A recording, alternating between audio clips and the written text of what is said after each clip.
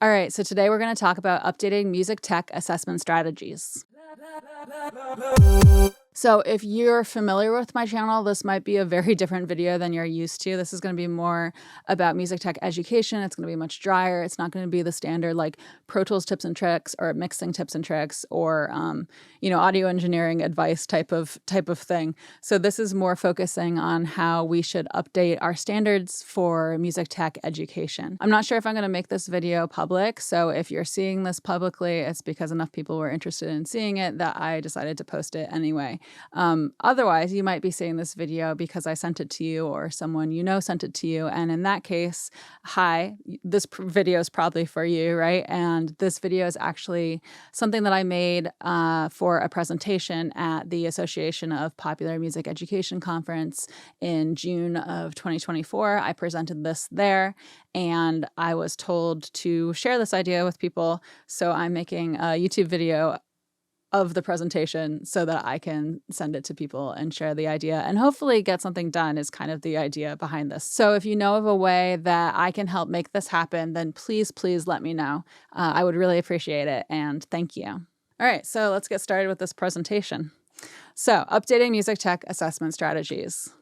So first of all, I want to introduce myself. My name's Cato. I'm an audio engineer, I'm a music producer, and I'm an educator. I recently graduated from Teachers College, Columbia University with my master's in music and music education, and my focus is on audio engineering and music tech concepts and undergraduate and adult education.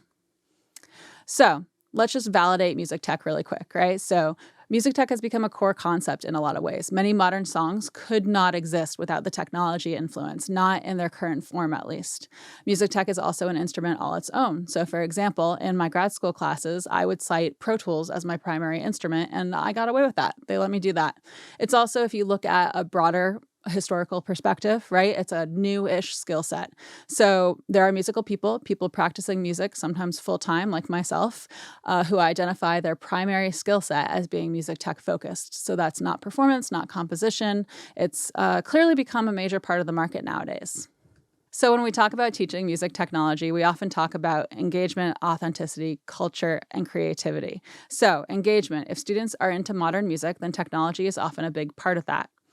At TC, we spoke a lot about authentic music making and modeling classroom activities based on what we see in authentic adult behavior. And I think there's actually a disconnect here in the music industry since such a huge part of authentic adult music making is often not being represented in the classroom at all. And I understand that there are accessibility reasons behind that. Sometimes time is a factor. Music teachers are only given so much time with their students, and that's a whole other problem for us to tackle as a society. But despite these concerns and related to engagement, plenty of research has been done into the value of representing student culture in the music classroom and how technology can actually help you do that. And, in terms of creativity, adding music tech into the classroom curriculum allows for additional outlets for student creativity and collaboration. And sometimes, students that don't think of themselves as musical in a performance-based classroom may thrive once music tech projects are added. So I think that contemporary music practice includes technology as an instrument. And I also think that incorporating that in a genuine and authentic way can help our students learn in an authentic, experiential, and practical manner. So let's talk about assessment standards. Assessment standards are one of the fairly centralized toolkit items that are available to teachers in our society. We use them to inform our classroom activities, and it's for these reasons that I think that we should ensure that our assessment strategies are up to date in order to strengthen our toolkits as educators. So what's the problem? I found that our music tech assessment standards sometimes lack variety and depth, and they often aren't really assessing for technology knowledge, which is something that we'll get into in a minute here. But I've also found that there is more variety and depth to our assessment standards for subjects like music performance or music composition. So what I'm arguing for is a similar variety and depth to our music tech standards. So what I've done is I've looked through the NAfME Model Cornerstone Assessments, or MCAs for short, and you can see on the right side of the screen here, there's a screenshot of all the music MCAs on the NAfME website. So some things to note. There are 9 general music MCAs, there are 6 ensemble MCAs, there are 3 music composition MCAs, but there's only one music tech MCA. Now, there's nothing wrong with these standards, and I'm not trying to pick a bone here, but I would love to see these appended. I would love to see a wider diversity of perspectives regarding pedagogical approaches to music tech programs.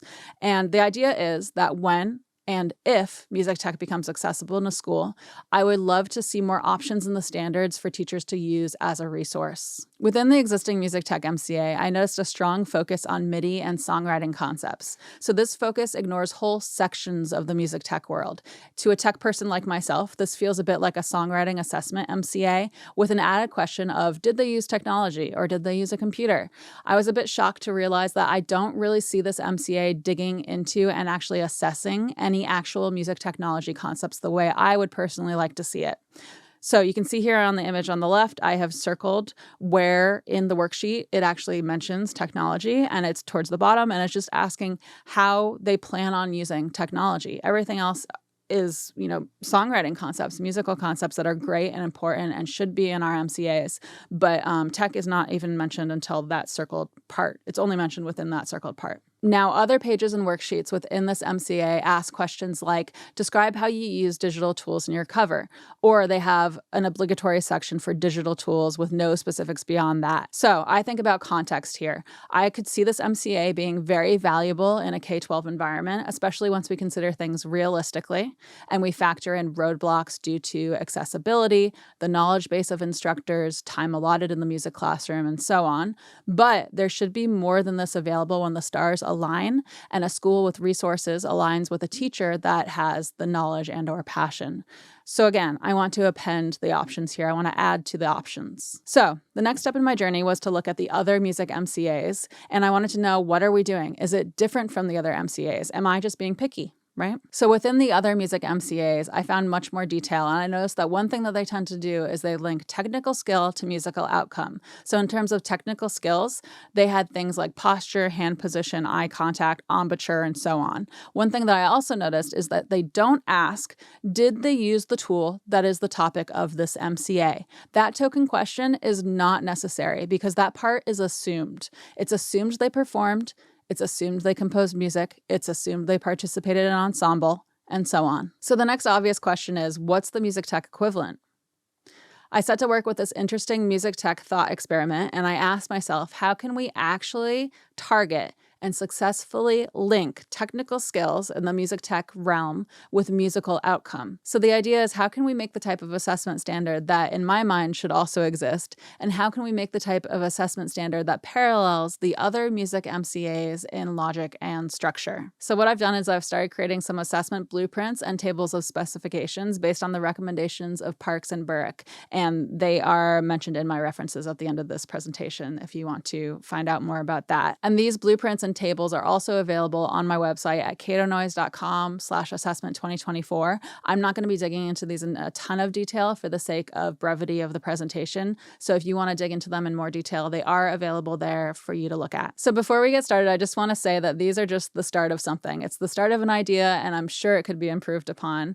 And then the other thing to note is that these are for undergraduate students primarily. That's the student body that I had in mind because that's the student body that I tend to work with. So they would have to be adapted for K-12. It's not a perfect analog here.